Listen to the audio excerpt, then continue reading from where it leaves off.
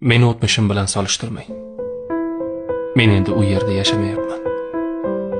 Har bir insonning orqasida bir tarix bor. Xatolari, yiqilishlari, adashgan yo'llari bilan. Ammo o'tmish faqat saboq uchun. Uni hadeb yuzga solish odamni ortga tortishdan boshqa narsa emas. Inson o'zini o'zgartirishi mumkin. Alloh kechirgan bo'lsa, odamlar ham kechira bilishi kerak. Shuning uchun o'zing oldin kim eding deya bugungi tanbehimni, bugungi to'g'ri gapimni inkor qilish adolatdan emas. O'tmishda adashgan odam bugun eng to'g'ri so'zlovchi bo'lishi mumkin. Chunki u yiqilib ko'rgan, og'riqni tatib ko'rgan. U qayta turib hayotning qadrini chuqurroq tushungan. Shunday ekan, meni kechagi kunim bilan emas, bugungi qadamlarim bilan baholang. Men endi o'sha yo'lda emasman. Men o'z xatolarimdan kuch oldim. Yangidan boshladim.